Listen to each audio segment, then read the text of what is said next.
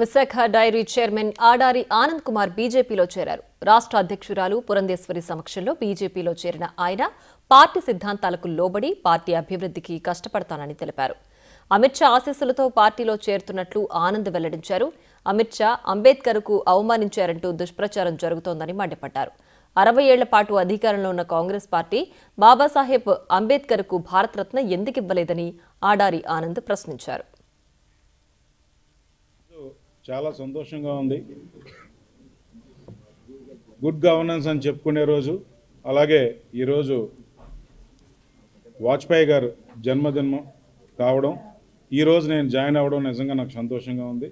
మరి బీజేపీ కుటుంబంలోకి నన్ను ఆహ్వానించి ఈరోజు జాయిన్ చేసుకున్నందుకు మరి మోడీ గారిని, అలాగే అమిత్ షా గారిని, అలాగే నడ్డా గారిని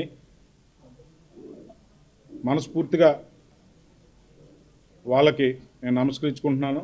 అలాగే ఈరోజు ఇక్కడ పురంధేశ్వరి ఆధ్వర్యంలో అనేక మంది పెద్దలు, ఈరోజు సోమవీర్రాజు గారు, అలాగే మన మాధవ్ గారు, విష్ణుకుమార్ రాజు గారు, అలాగే రవీందర్ రెడ్డి గారు, అలాగే పరమేష్ గారు, ఇంకా ఇతర పెద్దలు చాలామంది పెద్దల సమక్షంలో ఈ రోజునాడు మా బోర్డు డైరెక్టర్స్ అవనియండి, లేకపోతే అనేక మంది నాయకులు అవనియండి, ఈరోజు బీజేపీలో జాయిన్ అవ్వడం జరిగింది.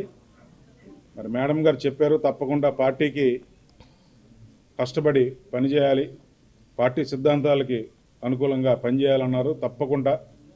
తప్పకుండా పార్టీకి మేమందరం కూడా కృషి చేస్తామని సందర్భంగా